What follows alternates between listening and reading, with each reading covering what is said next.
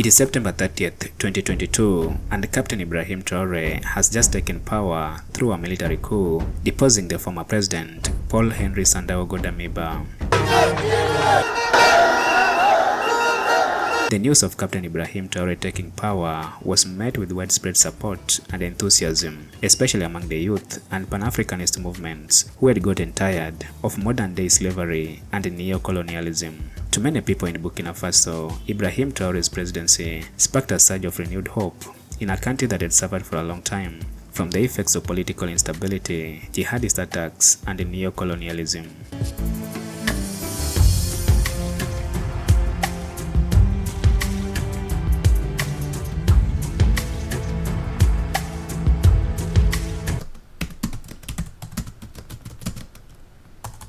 In many cases, whenever there is a military coup, the military takeover is often met with widespread condemnation and criticism, both internally and internationally. But in the case of Ibrahim Traore, the situation was completely different. When the news broke out that Captain Ibrahim Traore had seized power, crowds poured into the streets of Ouagadougou, waving Burkinabe and Russian flags, while chanting slogans against the French and hailing Captain Ibrahim Traore as a savior.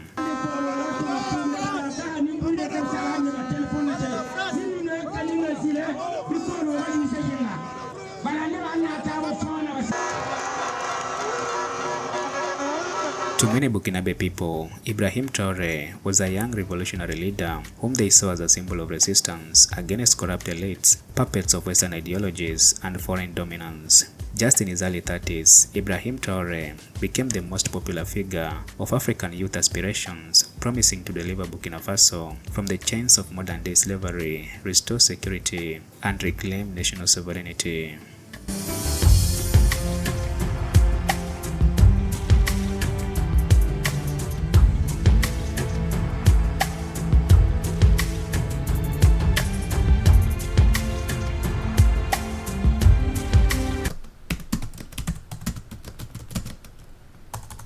Upon taking power, one of the most important moves made by Captain Ibrahim Traore was demanding that the French troops leave the country with immediate effect in early 2023. Traore accused the French forces of not living up to their mandate by failing to effectively combat the jihadist groups that terrorized the country. French soldiers had been stationed in Burkina Faso for a long time under counter-terrorism operations. Another significant movement made by Captain Ibrahim Traore against the French was the suspension and expulsion of all French media outlets, including Radio France International and France 24, accusing them of spreading propaganda and misinformation that put the country at risk. Ibrahim Traore immediately terminated all military and diplomatic contracts with France that had granted it special privileges and access in Burkina Faso.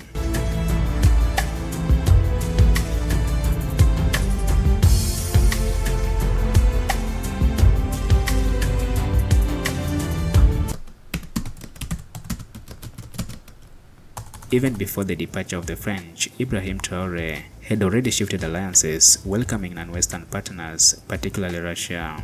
Ibrahim Traore actively sought military and economic cooperation with Russia, including through the Wagner Group. Apart from Russia, he also strengthened relations with China and Turkey, though not as strongly as that of Russia.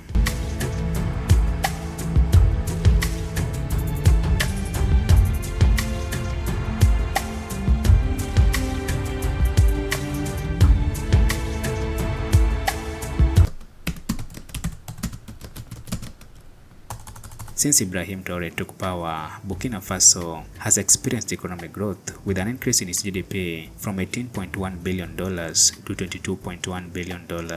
This was achieved even after rejected loans from the IMF and the World Bank, declaring that Africa does not need the World Bank, IMF, Europe, or America to grow economically.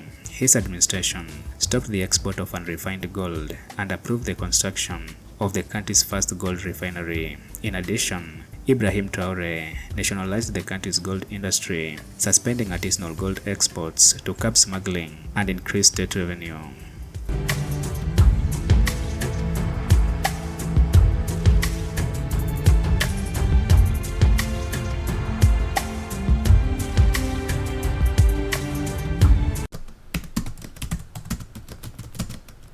Captain Ibrahim Traore has prioritized agricultural reforms since taking power as a key strategy to strengthen food sovereignty and reduce reliance on foreign aid. The government of Burkina Faso under Captain Ibrahim Traore has launched several initiatives to increase domestic food production by providing farmers with subsidized inputs such as tractors, tillers, water pumps, motorcycles, fertilizers, and seeds. As a result of these initiatives, tomato production has doubled in the country, with the country setting up 2 tomato processing plants that process tons of tomatoes daily, both for domestic use and export.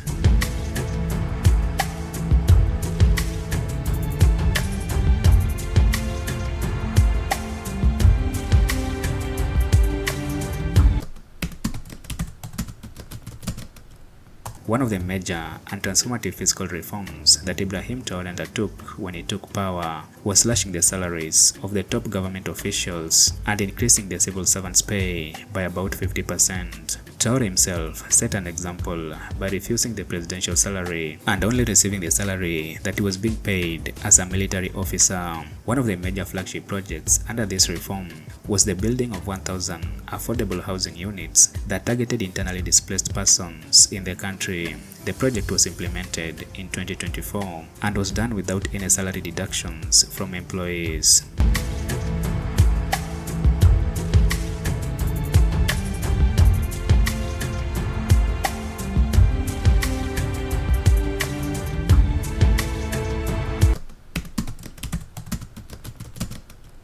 To Ibrahim Traore, reclaiming the Burkinabe cultural identity was a very crucial undertaking to bring back both the pride and prestige associated with the Burkinabe culture. Through this reform, Ibrahim Traore banned the colonial era British wigs and gowns and replaced them with the traditional Burkinabe attire.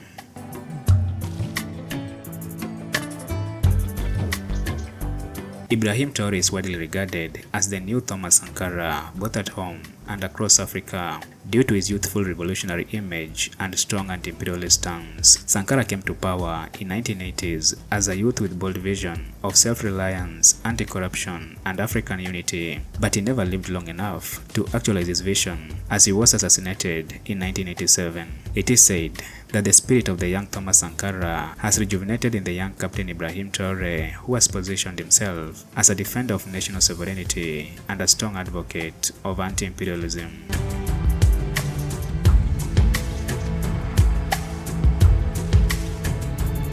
For the Burkinabe people, Ibrahim Traore's leadership brings back hope that the late Thomas Sankara had once envisioned for them. That's why, when the news broke out that Captain Ibrahim Traore had seized power, they all poured into the streets to celebrate their new leader. The majority of the Burkinabe people are ready to protect the presidency of Captain Ibrahim Traore with their sweat and blood.